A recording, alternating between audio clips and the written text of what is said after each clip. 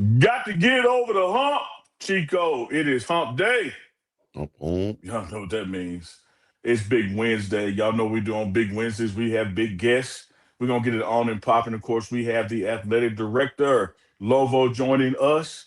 It is the morning run. hold up. Say it again. Who we have?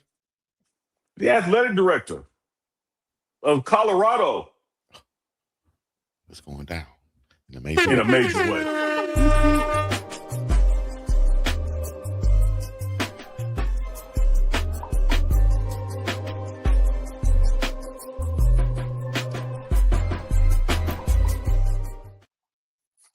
It's the biggest and the baddest. It's the morning run. TMR live. Uncle Nate, the Big Dog Chico, coming to you straight from the middle of the ocean in the middle of America. Shout out to Jackson, Mississippi, checking in. What's up? What's shaking? How you doing this morning? Afternoon Man, is potato chips with bacon. That's what's shaking.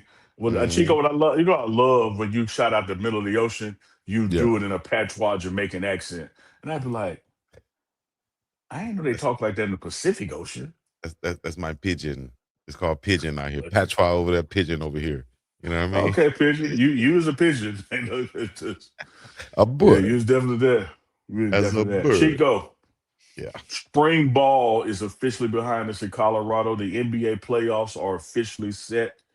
WNBA draft behind us. It's a lot of stuff to get into, but I can't wait to get into is athletic director Fernando Lovo is going to be with us today, man. But let's look back Mm-hmm. at spring ball real quick before he joins us at about 10 after the hour. When Mm-hmm. you look at those 15 practices culminating in that spring game, Chico, what are some of your in a major way takeaways? In a major way, takeaways. I like In a that. major way, Might need to be a segment right there. the In a segment. major way, takeaways or whatever from the spring game on the spot. In a major way, we got some playmakers. In a Hmm. major way, wide receivers, and we're not even talking about the ones that were hurt for the spring, that were out during the spring game. Just talk about the ones that actually played. We have some playmakers on the outside and in the slot in a major way at the receiver position. In a major way, you got some DBs that can make a play from the corners to the safeties. You got guys coming down hitting hard in the backfield. Shout out to Jaja Board, young guys like Mojo Williams and young Creed making plays out there. Creed Thomas making plays. So in a major way, we got some playmakers on this team, I feel. And also you go to the coordinators. We got some dog coordinators, and I mean that in a major way. So I think we're heading in the right direction. Might need to make a few tweaks or changes uh, to the person to the players on the roster, which I think will happen. But for the most part, you have your team, and I think you're happy with that at each position.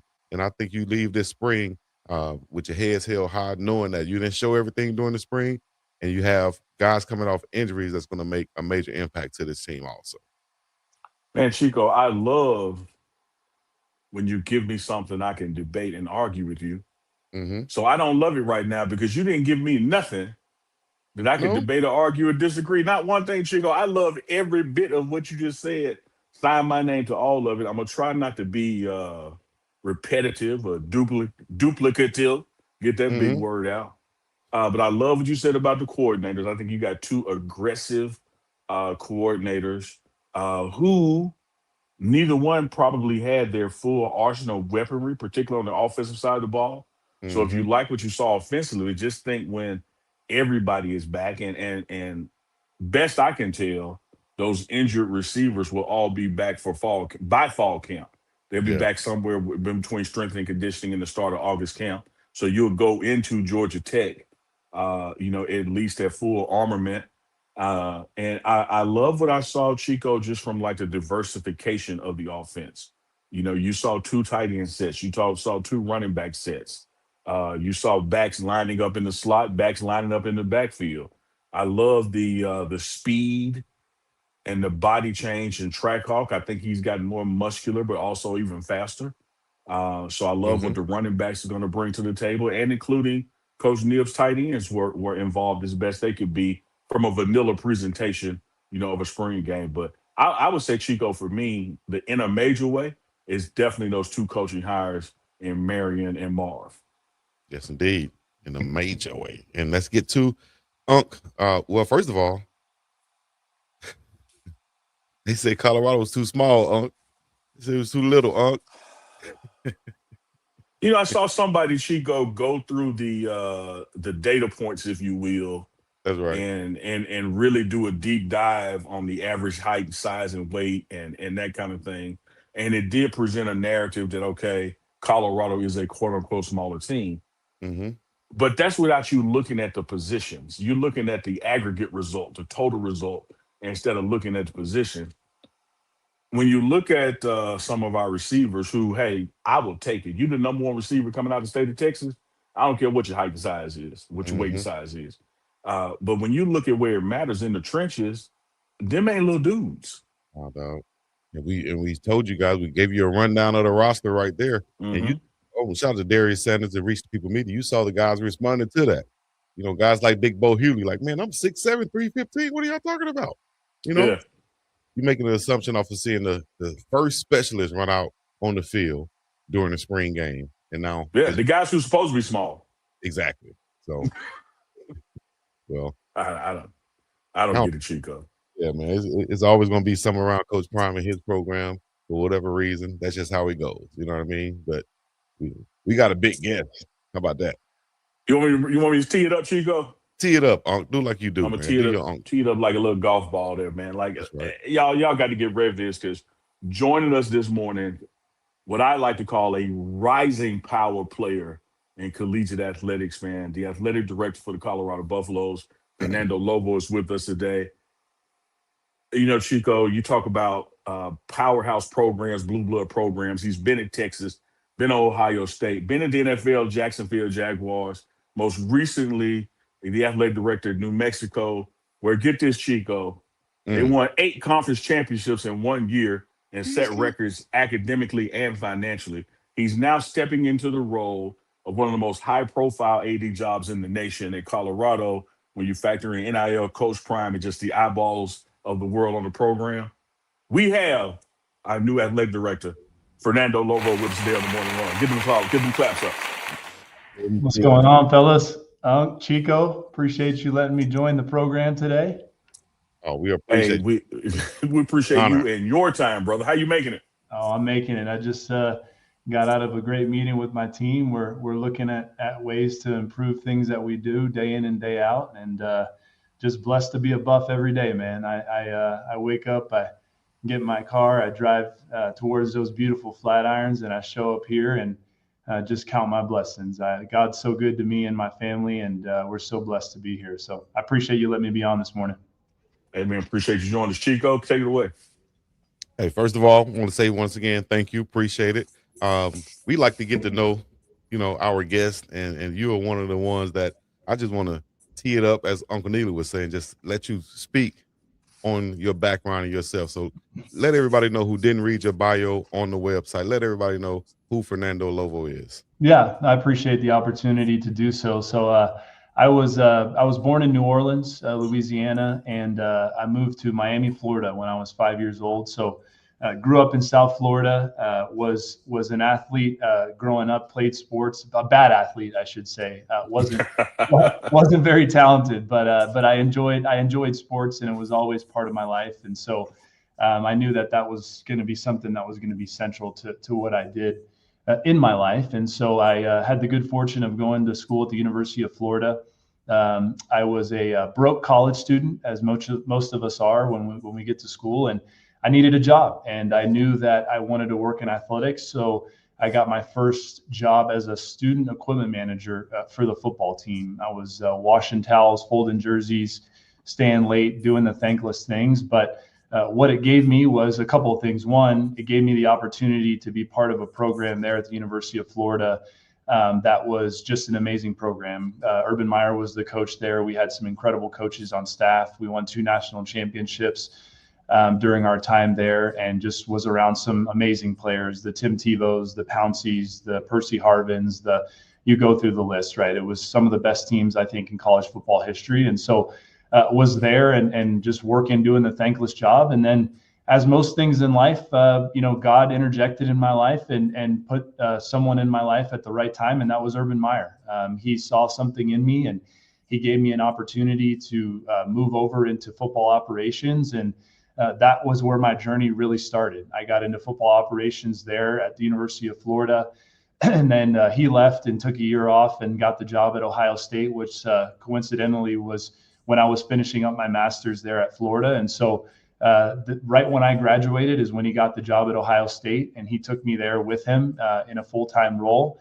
And again, had amazing success there. We won our first 24 games at Ohio State. We were 24-0 and lost 2 in a row. And then that last year that I was there, we won the national championship there at Ohio State. So just really fortunate to have the opportunity there. And then went to the University of Houston, my first kind of lead role. I was chief of staff there for 2 years, and then went to the University of Texas after that in a similar role as chief of staff there. And then spent a year in the NFL with the Jacksonville Jaguars. Urban got the job there. He brought me with him and was really helpful for my journey and career there. And then I always knew I wanted to be an athletic director. I knew that was my calling, that was my passion. And so Chris Delcani, the great athletic director at the University of Texas, brought me back to Texas in an administrative role.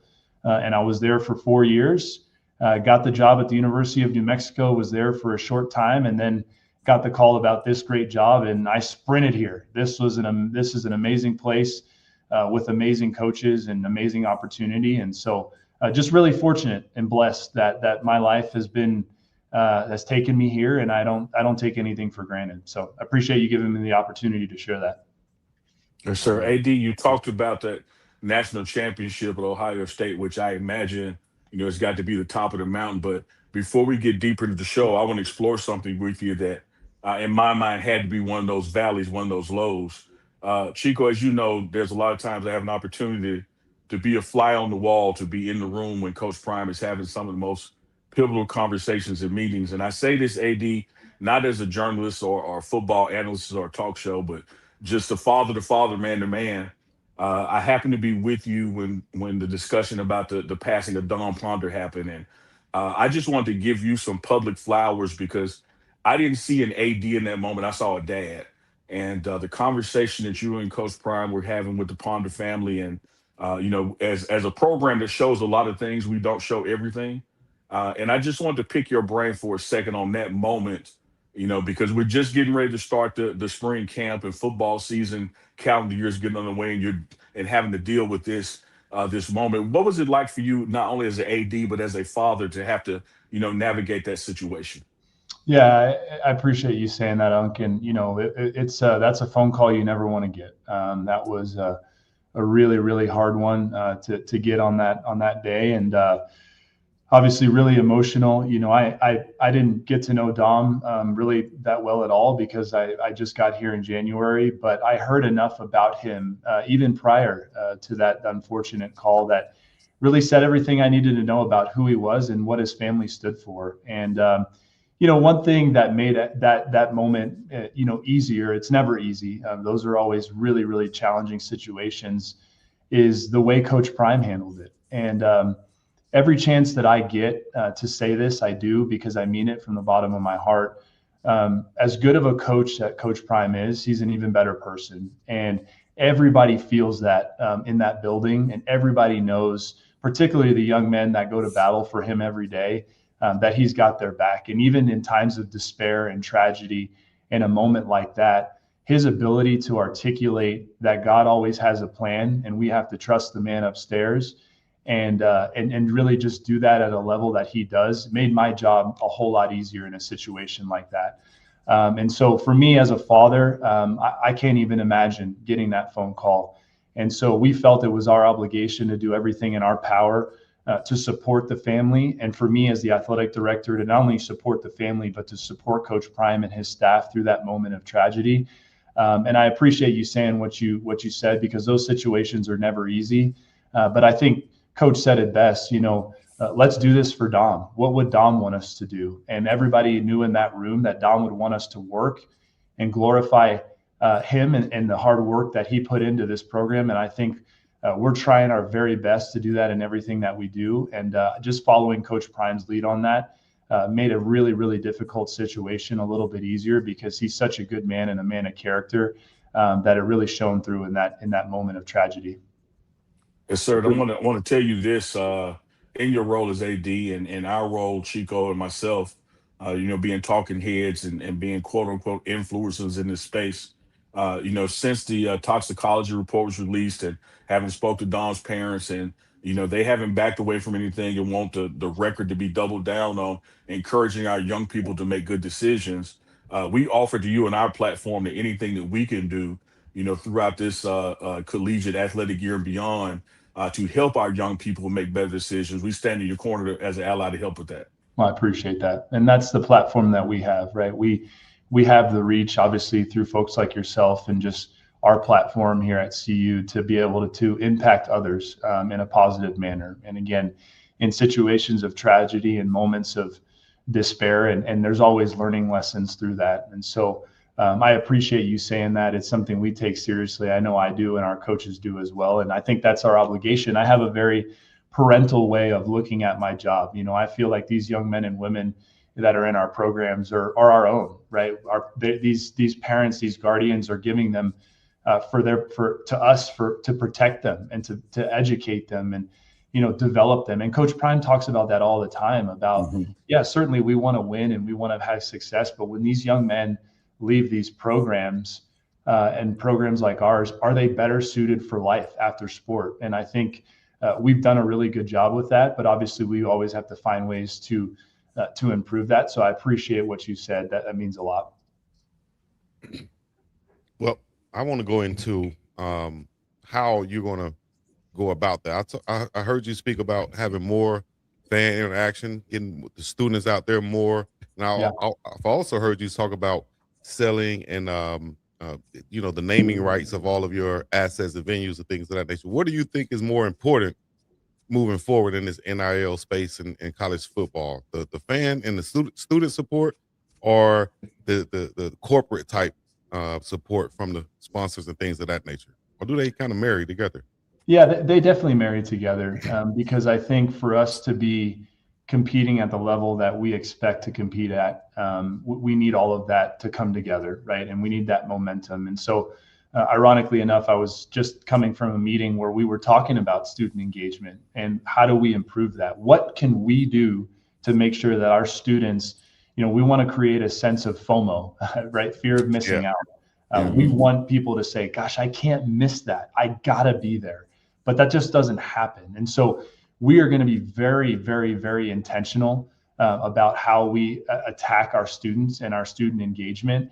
I think some of the things that we've done here in the past are really good, and I'm going to be able to take some ideas and bring some ideas from other places that have been. And so we need that student section rocking. When that thing is full and they stay throughout the game, that has a tangible impact on winning and losing. And that's my job as administrator. Coach Prime does a great job preparing the team, for battle, but I've got to help with that. I've got to make sure that we're creating an engaging environment for our fans, our students, everyone, so that we don't have these lulls right throughout the game, that we're dynamic in how we script our game and we keep that environment high and that excitement high, because that helps us win games. And that's been proven. And then when you talk about our premium assets, naming our stadium, putting logos on the field, patches on our jerseys, that is so important. And we have such a big opportunity for us to be able to enhance our brand in that way. And we're actively in a lot of conversations with great partners about what that would look like. And we're going to strike now. We're going to strike while the iron's hot, right? I'm new. We've got Coach Prime here that's got a great platform. Everyone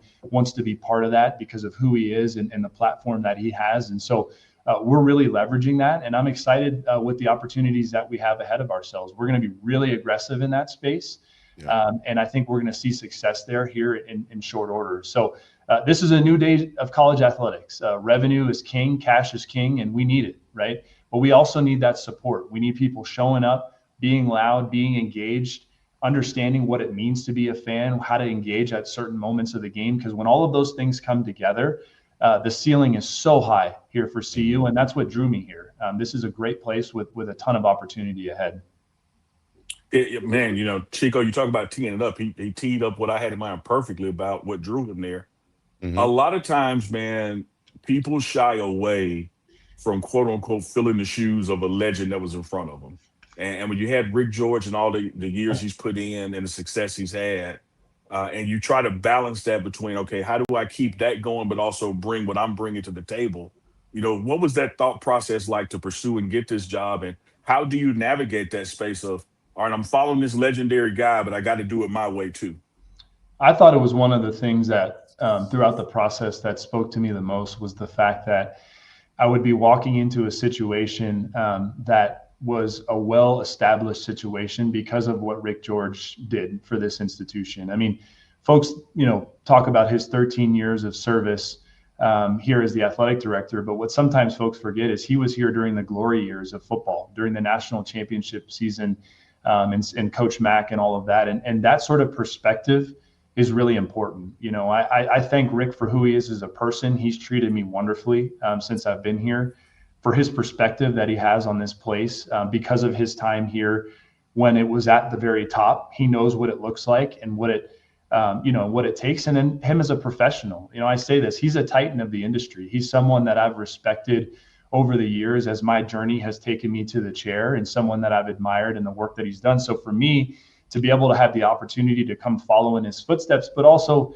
have him here to help guide me through some of those things, help me with relationships. I know, him and Coach Prime are really, really close, and that's so cool. I mean, that is so awesome to have him around to be able to help me bridge that gap and really develop some quick trust with Coach Prime, because obviously that's critically important. I think we've done that.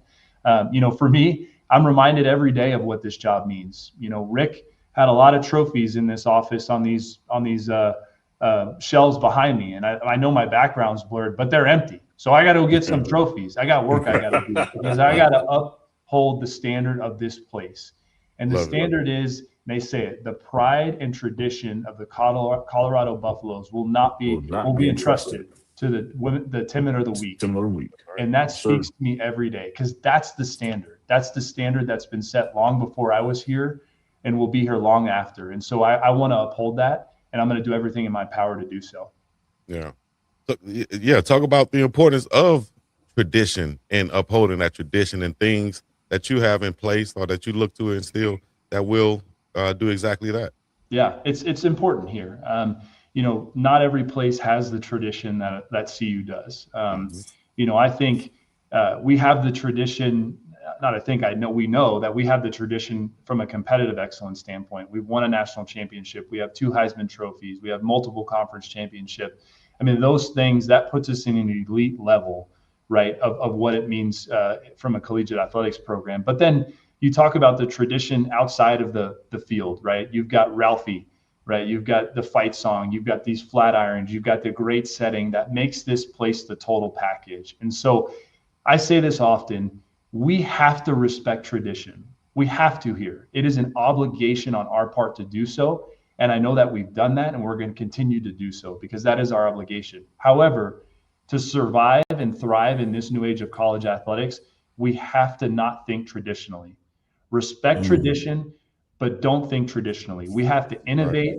We have to create. We have to look at things under a different lens. And for us to be able to have that foundation of such good tradition here really gives us the opportunity to not think traditionally and really enhance our brand. And so really important to me. I know it is to our coaches that we always do that. And that's one of the things that spoke to me the most about this job was that tradition. Mm-hmm. Eddie Lovo, when you talk about that tradition, right, and also being on the forefront of being innovative, it appears to me one of the challenges is that every time we get a rule, the rule then changes. We've gone from transfer portal changes to collective changes to NIL changes, and who knows what's next. How challenging is it in this new space for an AD, to stay ahead of that curve and create the wave versus trying to catch up to it with innovation? Yeah, very challenging. I think all of us as administrators are trying to understand what exactly rules we're playing under, right? I think there's guardrails that were established by the House settlement that I think all of us as administrators were encouraged about when we signed up for this settlement, because we felt it would provide some stability in the system. But to this point right now, we haven't seen that. And there's a number of different reasons why that hasn't happened, but we're not going to use that as a crux or an excuse. We understand that we've got to continue to push and push and push, and we're going to do that. And so it is the challenge. Things are changing by the minute. And I do hope and I'm a bit optimistic with some of the recent things that have been said out there, that we're at the point now where we're going to get some sort of, whether it be federal intervention, or we're going to agree to this participation agreement that the CSC created, so that we can have some sort of enforcement around these things. Because I can tell you right now, if we continue down this pathway of this spending that we see right now, it's just not sustainable. It isn't. And look, football is critically important to the overall success of our athletic department. We need football to be successful. We need it to be successful for a number of reasons. And so my commitment is, we're going to push and fund football at the level it needs to be successful. But we also have a whole other athletic department that we've got to tend to and make sure that we're providing the resources to be successful. Because I think here at CU, we can be good at a lot of things. I think we can be good at a lot of our sports, but we've got to make sure that we're investing in the right level. And part of that is giving football what they need, adapting to what changes in the environment, and then hopefully having some sort of guardrails that come in place that are enforceable, because what's going on right now just isn't sustainable. Love that. Man, they talking about the eligibility time and everything. It's a whole bunch of things going on. So no doubt. If you don't mind, what do you think about that? Is there a cap should be on there, or what do you think? Yeah, I'm supportive of the 5 years to play 5. I think that would create, some stability in terms of, you see all these eligibility, lawsuits and everything else about guys wanting to get their JUCO years back, and there's been so much noise in the system when it comes to that. And so, yeah, I think something like that would provide, again, we're just looking for stability and clarity. I think we are as administrators, but coaches are as well. Coaches are tired of some of this stuff too, because you're looking at building a roster. How do you keep those folks around? How do you have some sort of continuity? And with the lack of clarity around eligibility and, years of, that you can play versus your years of enrollment, there's a lot of noise in the system. So I'm hopeful that as part of this next iteration of it, that we have some clarity in terms of what is truly your clock, your eligibility clock, and how do we calculate that? So hopefully we're getting close to something like that. Yeah, Unc was trying to get a year back. Hey, come on up. Let's go. Hey, AD Lovo, let me tell you this. One, I never lie to you, so I got to tell you the truth. I do have eligibility left. I just don't have ability left. So if I can give you 2 years, but what you're gonna get out of that, I have no idea. I don't know about that. I'm sure you still got it. You probably got that mean streak in there that you could let it take over, and it's got to be a very specific situation.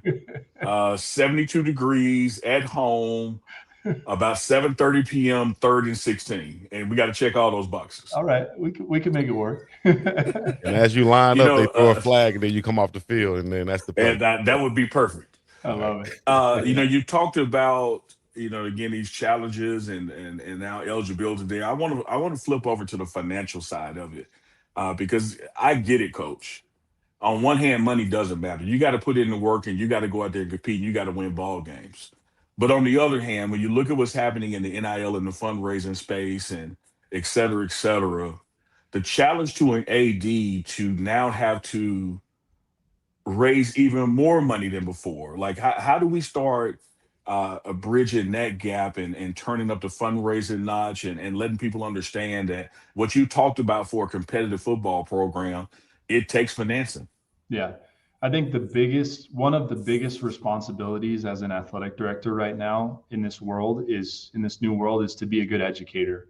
We have to educate our donor base and our supporters as to what it looks like right now and what we need to be competitive and successful. And look, not every donor or supporter is going to want to engage into the NIL world. There's some that just doesn't speak to them, and that's okay too, no problem. But we have to be educators, because I think when we educate our fan base here and our donor base, at least in my short time since I've been here, there's a real desire to want to help.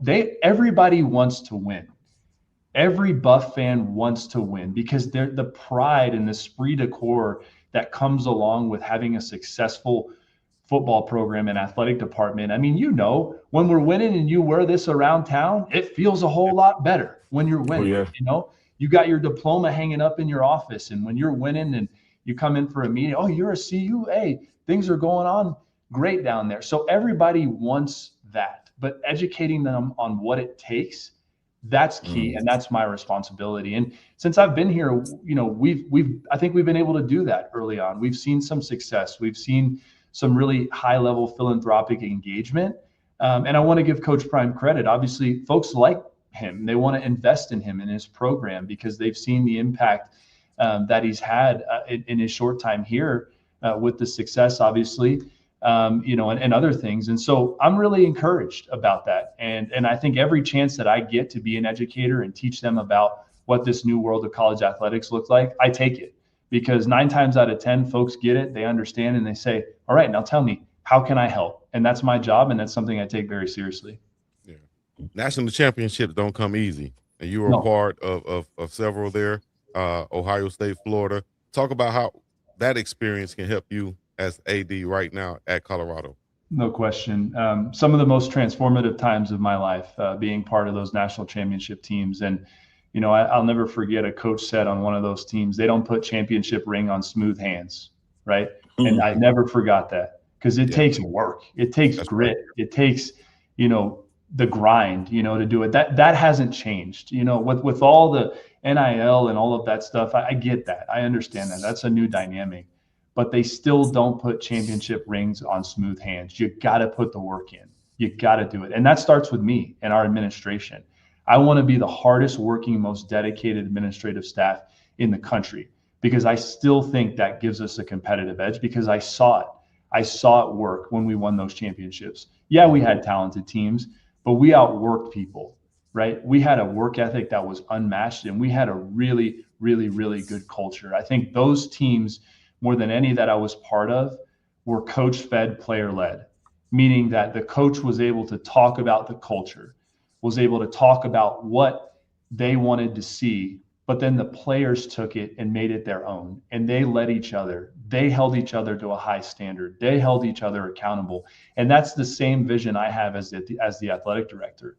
My executive team are my assistant coaches, and my job is to coach them and give them the tools that they succeed so that they can go thrive and excel in what they do, and then give them the credit when they have success, and then take the blame if something doesn't go right. Because I think that builds the culture that precedes a high level success. And so I learned a lot from those years. And I sat back as a young equipment manager or a young operations guy on national championship teams, just taking copious notes of what it meant to build a culture, right? To develop trust amongst your team. And I try to implement that to our coaches because it was so impactful to me, but certainly every day to my staff, so that we can be the best servant leaders of our coaches and our student athletes that we can be.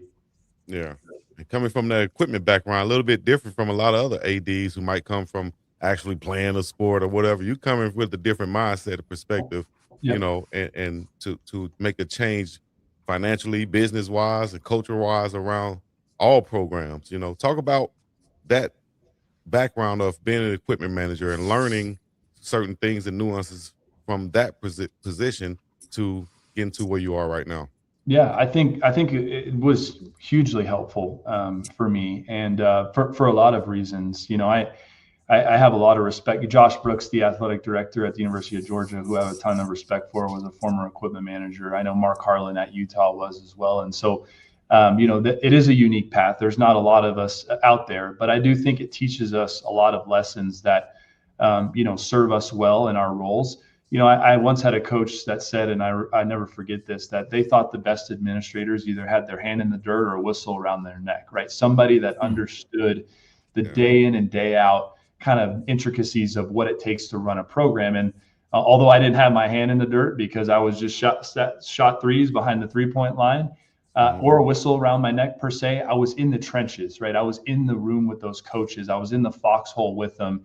And so it gave me perspective that I think is really useful for me in my conversations with our coaches, because I feel like I have a good understanding of what it takes to be successful and how successful culture matters to a team. And so I attribute that to my time as an equipment manager. And I think it's really helped me, understand what's the right way to lead as a servant leader, right? We were doing thankless jobs. We very rarely got noticed. The only time you got noticed if something was going wrong. And I still take that mindset, right? we shouldn't be noticed. We don't need the credit. We're here to serve. We're here to serve our coaches and student athletes. And that's the mindset that I bring. And I attribute a lot of that to my time as an equipment manager. I love that, Coach. Love that. Absolutely. I want to talk to you about the physical nature, the infrastructure, the buildings and grounds. Yep. We can start. We can start with Folsom. I like to call one side Uncle Neely and the other side Chico. There's a little drop off there. Yeah. So when you look at the side with the suites and the names up in lights, Yeah. and then the other side, needing some attention. What's your immediate or long term plans for any stadium upgrades or any building and ground footprint work? Yeah, I think one of the things I did this weekend as I walked around with Jason DePape, who's our incredible senior deputy AD, and he oversees all of our facilities and capital projects. And so I got a really good look as to where I think we're really where we have good things to offer and other areas that need improvement. And you mentioned it, the west side of Folsom Field has a ton of opportunity there. It's the best seats in the house, and that's the side that is nearest to the Flatirons, the original side of the stadium. It's got great views. It's close to the field. There's so much opportunity for premium inventory there that I think we could really sell to our fan base. And so it's a high priority for me to do something to the west side of our stadium because not just for the fan experience piece, but I do think there's real revenue opportunity over there with things that we could sell and things that we could offer to our fans. And so I don't quite necessarily have a timeline yet because I'm still trying to figure out exactly where we are in terms of a financial, in the out year picture and making sure that we're providing resources to our teams where they need them. But there's no doubt that we need to make improvements to the west side of the stadium. And that's something that'll be a priority for me as we continue to evaluate next steps from a capital improvement standpoint. But we're just replacing the video board in the end zone. And I think if you were here this weekend for the spring game, that's I saw they're putting up some of the panels this morning. So, I look at capital projects like the Golden Gate Bridge. It's as soon as you get done painting it, you got to go back and start again, right? Because you always got to be doing something. And so for us, I always like to show progress, that we're doing things, right, that we're never settling. And so we're going to do that. It's just going to take a little bit of time for us to figure out what's the appropriate next step. And Coach, let me ask you this, because I see you in the building. You dropped by practice. You're in the cafeteria, but you're not in the way. How do you navigate? I want to be present but not be a bother. I want to monitor but not micromanage. I want people to know my door is open kind of vibe, because you seem to have that philosophy as you walk around the Champion Center. Yeah, 100%. I've never been a micromanager. I think that's something that is a demotivator to those that are on your staff. I think it's my job to empower folks with the tools necessary to be successful. Not to get too philosophical, but I think there are two core beliefs that every great leader believes in. One is that there's greatness in everyone, that every time I interact with someone, the thing that I think of is that there is something extraordinary inside that person. And two, that it's my job as the leader to do the work necessary and to put people in positions to leverage their skills to bring that greatness out of them. And so in that mindset, I take a really top-down approach. I say, okay, I'm going to put you in this position. I'm going to give you the staffing that you need. Now go do your job and let me be your biggest cheerleader. And by the way, if something happens that goes awry, let me take the blame because that's my job, right? And I think that's how you develop trust, because all of that is about trust, what you said. You don't need to micromanage if people trust you and you trust them.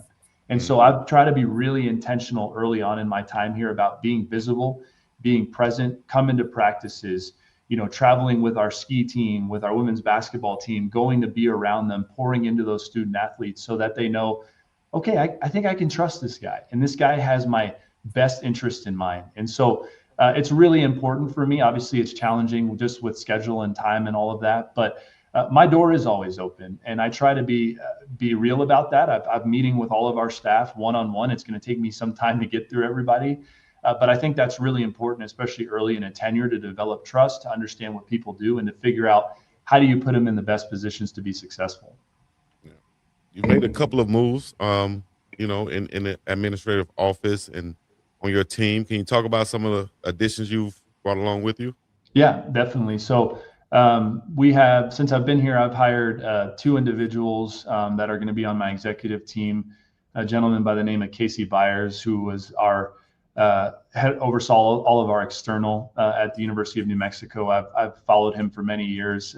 Obviously, he worked for me at New Mexico, but he oversaw all of the creative and social strategy at the University of Washington for their football team for many years. He won, I think, 2 Emmy Awards for documentaries that he produced when Michael Penix was there and Roma Dunze, and when they had those great teams. And so really, really creative, innovative storyteller, great person, someone that I think will get along great with Bucky and everything, everybody else, all the folks that make our platform and our brand so powerful. I think he's going to seamlessly integrate into that. And then Derek Steinbach will be my new head of development and fundraising. Super successful fundraiser at the University of Wisconsin in Madison. Highly sought after individual that had a bunch of opportunities to go other places, but chose to stay there until he chose to come here. And it speaks to what this place is about. Everybody sees the opportunity and potential here. And so that's really exciting for me as I'm looking to build out my staff. I'll continue to do that. We've got a couple of other positions that we're working through, but the intent is to bring good people in here with no egos and make sure that we're here to serve our coaches and student athletes. Coach, one of the tough parts about your job is there comes a time for people have to move on for whatever reasons. And as athletic director, you're overseeing all the sports, and there's more to winning than just the final score on the scoreboard. But in that vein, as you manage your coaches and your staffs, what do you look for in your individual coaches, kind of 30,000-foot level, regardless of sport, to let you know things are headed in the right direction? Yeah, great question. A lot of layers there. I think first and foremost, before I put a standard or hold someone accountable to a standard, particularly a coach, I always ask myself, am I doing enough? Am I doing enough to support the program, to support this coach? Do we have the infrastructure in place to be successful? To me, your expectations have to match your resources. And if they don't, and those are incongruent, it's really hard to ensure that you can evaluate, the trajectory of a program. So I always ask myself that question. And then from there, I'm really, really big on the student part of the student athlete. And so, is there a healthy culture within the team that, students are graduating, the performance in the classroom is excelling, are they good representatives in our community? Do they give back? Do folks think positively when they think of a program, when our donors and supporters think of a program? I think that's really important. The other thing too is, I always look at, evaluation and production in terms of who you're recruiting, right? Are you bringing individuals in? Are they productive? And now there's a valuation piece to this because we're paying these players, right? So do we have the infrastructure in place to ensure that our evaluations are matching our valuations and that we're seeing the outcomes that we want to see as part of it? And so, I'm very open with our coaches. We meet every year at the end of the season, and we have a pretty strategic and formatted way of how we do evaluations. But more than evaluating them, I want them to give me feedback of how I can support them in a manner to be successful. So it's a very iterative process, and it's one that'll continue to improve the longer that I'm here, because I'll get to develop deeper relationships with these coaches. But it's something that I take very seriously, and we do quite often. Do our evaluations match our valuations? I got to get that on a t-shirt, a coffee mug, a bumper sticker. Yeah, that's the new age. Back in the day, you would just sit and watch film and evaluate a player and say, if you're looking for a certain profile on, in your secondary or your skill positions or offensive line, can they bend? Can they get in a good football position? Do they have good hand placement? If the answer is yes, yes, yes, all right, let's offer them a scholarship and let's go. But now you have to place a value on those evaluations, and that's the new age. And we've got to make sure that we've got the right processes in place to do so. All right. Coach, we got a couple of fan questions. Want to hop on and get to you. C Maven AI with the $21 super. Appreciate that. Coach Prime loves that number 21. Culture is an overused word in sports and business. So in measurable terms, what is culture to you? How do you break it down into standards, behaviors, incentives, and daily repetition that shape real outcomes at CU? Appreciate that, C Maven. Yeah, I appreciate that, C Maven. Culture is a term that's used often, but to me, when I break it down, I think of culture as what leads when no one's watching. When when we have, when we leave here, right, we put our head on the pillow at night, do we feel good about the direction that we're headed in? Are we making the right decisions? Are we operating with integrity? Are we keeping our student athletes at the forefront, of all of our decisions? So for me, when I think of our culture as the athletic director here, that's what I think about, is do we have the processes and things in place so that when no one's watching, we're making the right decisions and we're doing it in a manner that's commensurate with our core values as an athletic department. I also think trust is a really big thing when you look at culture. And I think you can't develop a good culture if you don't have high levels of trust. Every good relationship, every good marriage, you go through it, right? The foundation of that, the bedrock of that is trust. And to me, it's three things. It's character, competency, and connection. Character, do you do what you say you're going to do? And do you do it often, right? Connection. People don't care what you know until they know how much you care, right? And then competency. Are you making people better? I go back to what I said about leadership and what I think the role of a leader is, and that is to bring greatness out of people. And when you do that for others and they can feel that in themselves, that's when you develop that trust. So if you can get that foundation of trust developed within your organization, then the culture follows that, right? And the last thing I'll say is it's this flywheel when you look at culture. It's that the leaders of the organization create the culture. The culture of that organization then drives the behavior. And then ultimately the behavior is what produces the results, right? So when you look at it through that process, that's how I look at it as the leader. How do we go about it to make sure that when we get to the results part, that all of the other preceding things are all in order? And it's a daily thing. It's like shaving, if I let it get scruffy, it doesn't look right. So you got to work on it every single day. And that's something that I take to heart. Yes. Coach, what would success look like for you at CU in 2 to 5 years? Yeah. Well, I think, for me, first and foremost, I always lead with, are we still keeping the student athlete piece at the forefront? Are our graduation success rates still, close to 90%? Is our academic profile still such that we are outperforming the regular student body for 8 consecutive semesters like we've done? Are we continuing to do that? Are we graduating our student athletes and preparing them for life after sport to where they have job opportunities waiting for them to be ready to go out in the real world? Those things matter deeply to me. And so I always evaluate success there. Let me start there, ensuring that we're still doing that. Obviously, competitively, one of the biggest benchmarks and metrics for success is the Learfield Directors Cup. And what that is, for those that don't know, it evaluates all of the success of your programs, and you get ranked in that manner. When I was at Texas, I was really fortunate to be, we won 3 straight Learfield Directors Cups. And that indicated that we had the best athletic department in the country because we were successful across all of our sports. That's what I want here at CU. I want us to be highly, highly competitive when it comes into the Learfield Directors Cup. And for us, that means we're going to have success across all our sports. And so I want to see measured and marketable improvement there, because it means that we're doing our job as administrators in terms of giving our coaches what they need to be successful. And then from there, we can see the meaningful progress. And so I'll work hard to that, because I think there's clear benchmarks and metrics that we can see that. And so that's something that I'm looking forward to over the next 2 to 5 years. I love that all sports narrative there, because that's where I want to go to you next, Coach. When you look at, of course, football being the economic driver, it's the bell cow. It produces the lion's share of the revenue. And you have some non-revenue generating sports. And I'm my first 2 children were girls, so I'm a big proponent of Title IX and everything that we do there.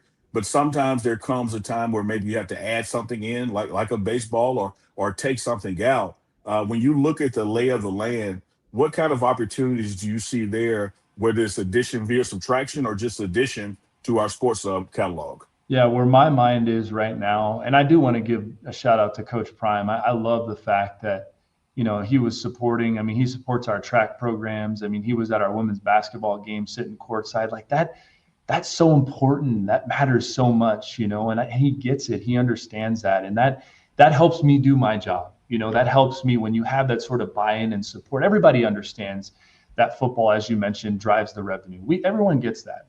That doesn't need to be explained, right? But when you have that support and that engagement from your head coach and his staff and the student athletes showing up and supporting our other sports, I can't tell you how impactful that is. So, I do appreciate that. But, for me, where I'm looking at addition right now is I want to be additive to what we currently have. I think we need to invest at a higher level in some of those sports to be more competitive. When you look at our cross country program, like we have, I go and I clear my mind. I do a walk around an indoor track, and next time you're in there, go over there and look at all the national champions that we have and the Olympians, if you haven't already. I mean, it's spectacular. Like we need to get back to that level. So how can I invest in that program to do it? Similarly with, volleyball or soccer. I mean, we've had success, but how do we take it to the next level? And so the way that I'm thinking about it is, if we have what we have right now, how do I continue to push that forward and invest at a level that is going to help us win championships? And that's where my mind is at right now. And I think, everybody would get on board with that, and everybody has, because we want to see success across all of our department. And, that's really important to me and something that I'm going to focus on. One more follow-up to that, AD, is that, we talk about a lot of the changes taking place in collegiate athletics and what's being pushed and incentivized. One of the new pushes is investment in Olympic sports. And I know we got Colorado as a state, Olympic villages there, and a lot of that training takes place. What is your mindset on that? Yeah, I'm all in. We live in Colorado. We, as you mentioned, we have, that's synonymous with who we are. Is the Olympics and our Olympic sports. In fact, I can share. I had a call with the U.S. OPC last week about this very topic: is how do we continue to pour in and advance our Olympic sports and our women's sports? Because we are college athletics is the biggest feeder system to our Olympic team here in the U.S. And we have an immense obligation for that. And so I'm all in when it comes to our Olympic sports. I've got a young daughter and a young son, and I want them to grow up and be able to have a bunch of opportunities out there to go play sports, and some of them may be Olympic sports. And so it's really personal to me, because I want to see them grow up and have the opportunity to go compete in those sports, and if God leads them there. And so I am absolutely all in. And I think that's our obligation here in Colorado because of the connection that we have. And I'm going to make sure that we're doing everything in our power to continue to enhance those programs. You may have just opened up slightly a window of opportunity for me, because I got a little flag football left. Oh, hey, that's a great point. Flag football is really, really, really growing. I think you've seen, it's awesome. And what's even better about this is that the NFL's started to get involved, and they've really shared that they're interested in kind of developing that pipeline. And I think, women's flag football is exploding across the scene. And, the Big 12 came out and they said they're looking to be first movers in terms of what flag football might mean for the conference. And so I agree with you. It's a really popular sport. It is here in Colorado. We have a good club team here that I've had conversations, exchanged some emails with their leadership. And so, we're never going to close any doors, but I think for us right now, we've got to focus on pouring into the sports that we have right now, because I think when we do that, we're going to see some incredible success, and we're going to make all of Buff Nation really proud. Absolutely. All right. Not to hold you too much longer, but let's just say, everybody out there listening, go ahead, put your city, your state, your country in the chat right now. Let AD Lovo know where you guys are checking in from. Also, Unc, I wanted to ask a question probably at the end. You go ahead. Unc. Oh no, I was going to let him off the hook here, because we've had him on for almost an hour. So you get your last one in, and then we'll let him go. You know what? I'm just going to ask about the spring game. How about that? What was your thoughts overall on the spring game? And then, this was my last question, actually. I was going to get you to kind of talk about, your perspective, your thoughts on Colorado from a media standpoint, looking in before you came here. When you're seeing all of the platforms like the pregame network reach the people well off, the creative team at CU, talk about how you know, what were your thoughts on that from seeing it from afar, first of all, and then your thoughts on the spring game? Yeah.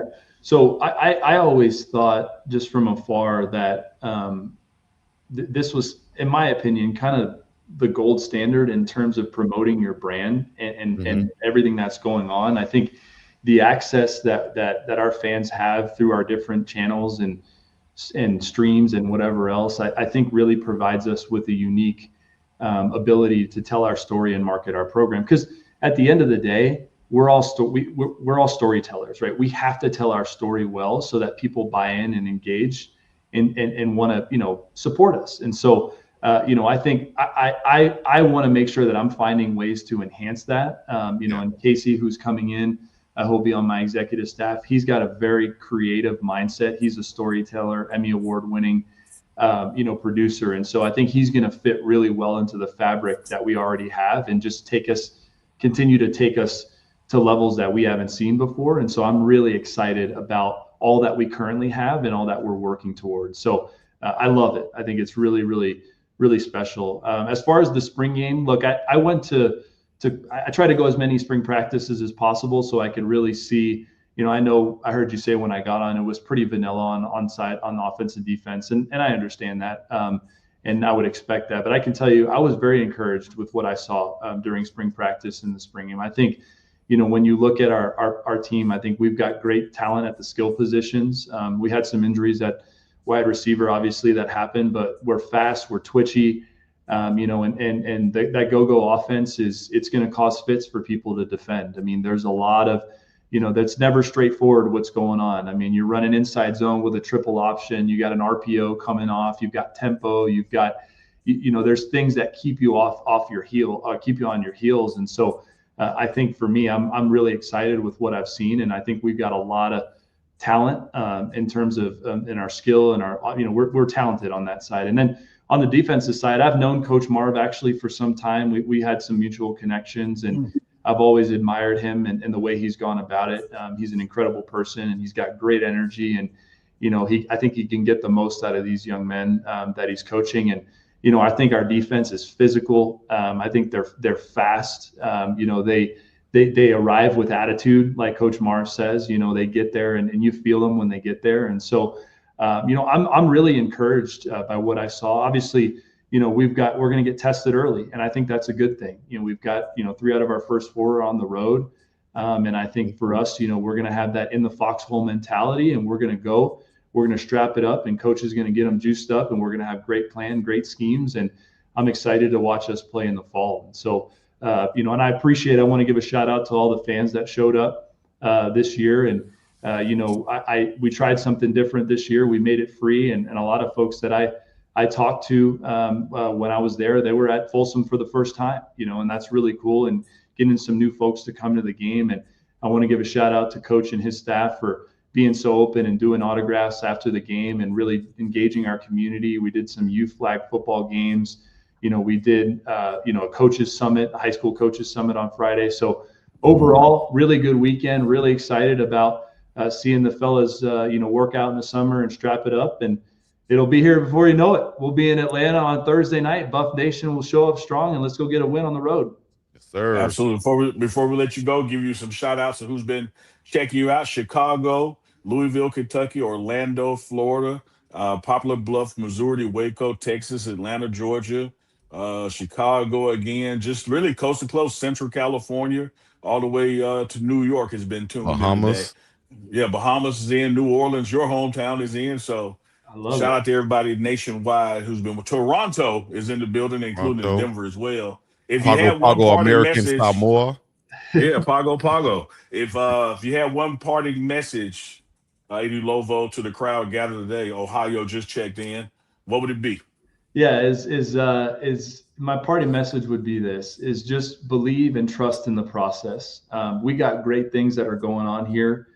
We've got coaches that are committed to doing the right things for the young men and women in their locker rooms, but committed to winning at a high level. And we've got to evolve and adapt. And what we did, you know, 2 months ago, 2 years ago, 10 years ago isn't what works today. Mm-hmm. And so we've got to continue to be innovative and do things differently, and we'll do that. And just know, whether you're a Buff fan or just a listener of this show or anybody that's checking in, we're here to serve you. We want to make sure that we're creating an incredible experience for you when you come to support us here at our venues, and I take that very seriously. And so it's an immense sense of pride for me to have this position, and I'm not going to stop until I make all of Buff Nation proud. And I appreciate all the support that they give us. Absolutely. And coach, let me give you this parting shot from one good looking guy to another. If this AD stuff I doesn't didn't work say out, anything. you can always model. Oh, I don't know about that. I appreciate that, but I'm gonna have to check with my wife. Might have a different thought on that, so I'll have to run that by her. Hey, we appreciate your time, brother. The door is always open, man. Thank you for coming on today. Appreciate y'all. God Yeah. bless. Go Buffs. God bless. Thank Go you. Buffs. All right. Go Buffs. Fernando Hey, man. Lovo, athletic director, Colorado University. See you in the building, University of Colorado, I should say, in the building. Hey, man, what a great talk, Chico. What a Yes, great sir. dude. With the blesser. Shouts out to AD Lovo, man. Cold-blooded. Exactly what I guess I can say I expected because of just reading his background, seeing how he came in, his thoughts, his goals, and things of that nature. I think this is where if any university is watching, they're like, we need to get a guy like that. If we don't have one already, Yeah. we need to get a guy like that because we got to have somebody that's going to usher us into this new era of college football that we're already in, dog. So they have to have someone that knows how to navigate that and how to bring in that revenue. And you see him talk about the patches on the jerseys, the naming of the stadium. You see the Ford on the indoor practice facility now. All of those things are revenue generating ventures, should I say, that he's bringing about, because you have to come with a different mindset. And he's coming with a track record, different mindset, and I love it. I love Yeah, it. I think Chico, in addition to that, for me, we live in a world where brands matter.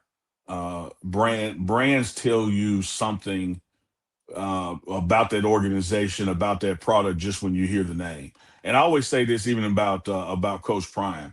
When you hear Dallas Cowboys, when you hear San Francisco 49ers, when you hear New York Yankees, there's certain things that come to mind. And if he had stopped at all those places, and if he just picked up one or two things, his time with the general managers and the owners and the coaches, Yeah. what a better coach in person it makes him professionally. And when you look at the same script for AD Lovo, he's been when you've been to Florida, when you've been to Texas, and you're from the South, and you've been to Ohio State. If you just picked up two or three things along the way and bring those things to Colorado, who's trying to climb up that, no pun intended, mountain to get where those programs have been, I just think the arrow is pointing absolutely up and success is on your side because you're being led by a person who has been there and knows where he's going.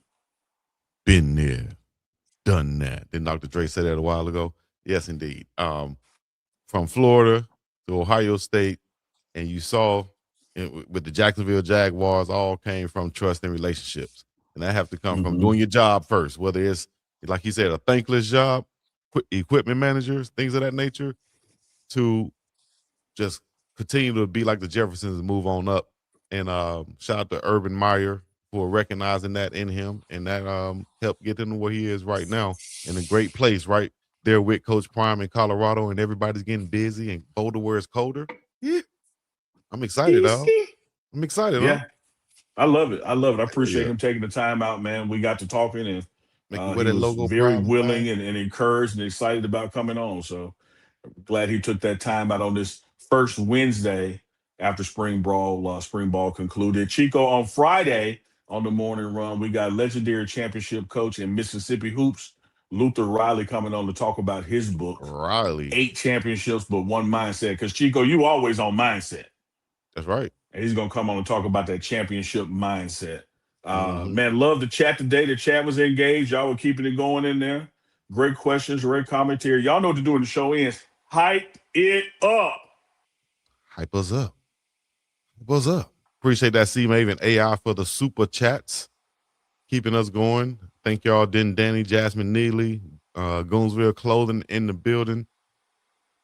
Sylvia Green, thank you.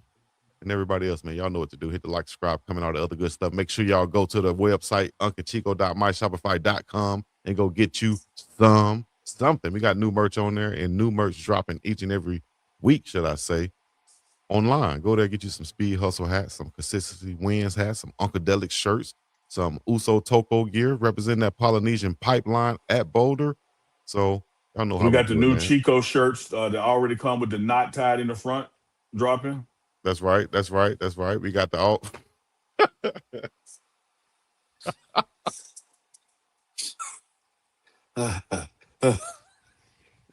A lot of people can't tie that past knot right, so Chico ties the knot for you before you ship them out. It's in the mouth. Easy. If y'all go to the website, we also have little stickers, right? You know, Uncle Chico stickers, Consistency Weird stickers, and y'all can also buy those stickers and use them like Unc use them. If it's sticker right lower part of your back. Then I send it back to Chico, scratch and sniff. Woo! Hey, y'all make sure y'all hype this up, man. Fernando Lovo, AD Colorado. What a great interview. Love that chemistry between him and Coach Prime that's already developed. Shout out to all the CU aunties who were at the spring game and in the chat today. Shout out to Goldsville Clothing. Faced by Jazz with that Uncle Neely beard oil. You'll see that in the ticker. Got to always shout out Denise Smith Insurance.com, State Farm, 303-343-3515. She's been down with in a major way with Uncle Chico in the morning run forever. Boulder Broker as well. The deal continues. Hop on at the Boulder Broker. Let them know Uncle Neely sent you. They're going to knock 20% off of that stay. And don't forget, now that the NBA playoff brackets have officially been set, it's time to go to mybookie.ag. Use the code BIGGDOGG. That's 4Gs. BiggDogg. And log on and do what you do, man. Do what you do. Yes, sir. With the blesser. We appreciate y'all joining us once again. This has been another episode of TMR Live with the biggest and the baddest. That's Uncle Neely, Big Dog Chico Cleasy. We're going to get up and about this thing. Who's the biggest and who's the baddest? Hey, man, it can switch either way. You know what I mean? We like switch. It's interchangeable. Interchangeable. Yeah. You know what I mean? You sound like Coach Lovo when he was talking about strapping on. I was like, oh, pause. This man here, dog. Easy now. I knew. Oh my! It was some things that he said. I was like, I'm gonna grab on. Let him make it. One. First time on TMR. Let him make it. But I already made some notes over here now. Ooh. All right, AD. The first time you was here, you said he could get a pass now. But next time we gonna hit the pause button now. Y'all know what it is, man. Should I leave him with some clips or just get about it? I think we just gonna get about it today. We got more things coming for y'all. Just stay tuned. Friday is going down the major way. Peace in the Middle East. Let's go.